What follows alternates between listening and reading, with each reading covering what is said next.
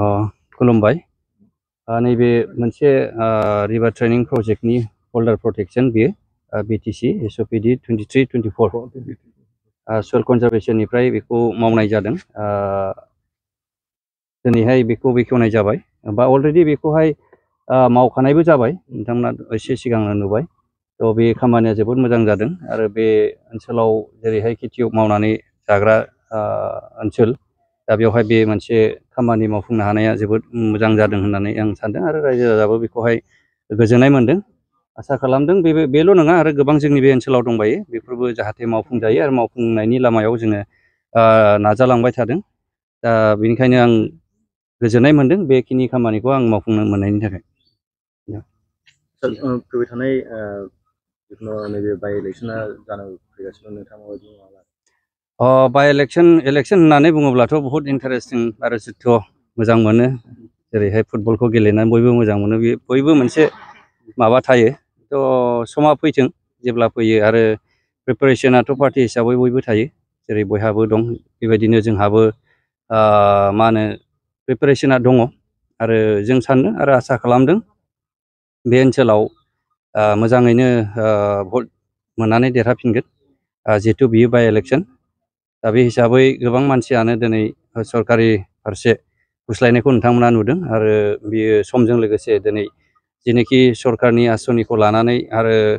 जेनोखि सरकारावहाय हा सुबिदा लानो थाखाय दिनै गोबां मानसिफ्रा दिनैहाय जगदान खालामदों आरो बेबायदिनो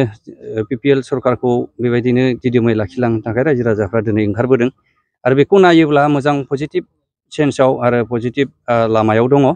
दा बेखौ लानानैनो जों आसा खालामदों बा सिन्था खालामदों फैगोन बाइ इलेक्शनाव निस्सय जा केन्डिडेट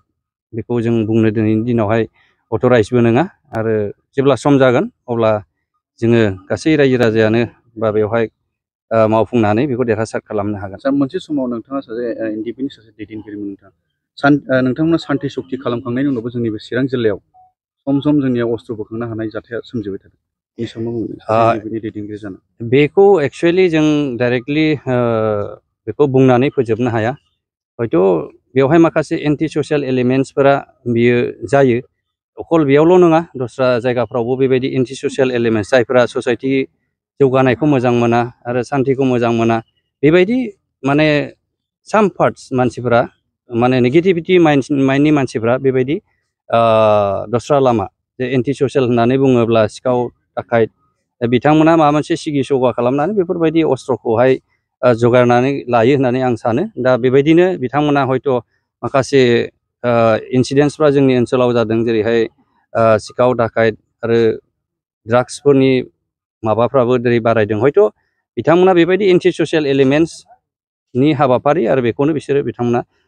जगायनानै लायो आं बिदि सानो माखासे NDPफ्रा माखासे रिहेबिलिटेसन मोनाखै बेफोरनि सायाव माबायदि जानानै दं रिहेबिलिटेसनखौ जोङो मोनहोनो जेब्लायबो जों नाजाबाय थादों आरो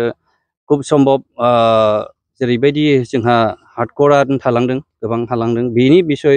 आरो बेनि पार्टआव खामानिबो मावबाय थादों आरो बेखौ मोनगोन होननानै आं 100% आं बिसास दङ आरो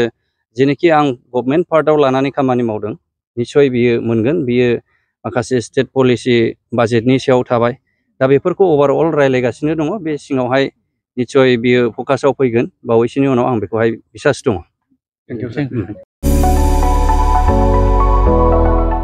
गोजोनथाव खौरां बाजाज बेग लानो गोसो गुदुं सुबुंफोरनि थाखाय गोजोनथाव खौरां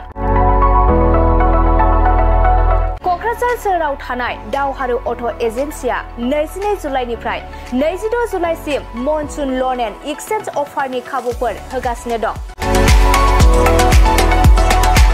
दावहारु अट' एजेन्सिनिफ्राय बायगिरि बिथांमोना 4,999 राङावनो लवेस्ट डाउन पेमेन्ट होनानै बाजाज बेग लानो हागोन नोंथांमोना क'क्राझार सोहोराव थानाय दावहारु अट' एजेन्सि श'रुमजों लोगोसे कारिगाव फेस्टिभ आउटलेट आरो दतमा फेस्टिभ आउटलेट आरो भटगाव फेस्टिभ आउटलेट ब्रान्च श'रुमाव होबाय थानाय मनसुन लन एन्ड एक्सचेन्ज अफाराव फैनानै नोंथांनि लुबैनाय बाजाज बाइकखौ लांफैनो हागोन बाजाजनि बाइक सालायनो मोजां मोनग्रा रायजो राजाफोरनि थाखाय दावहारु अट' एजेन्सि श'रुमाव बेनि अनगायैबो गोबां मोजां अफार लाबोदों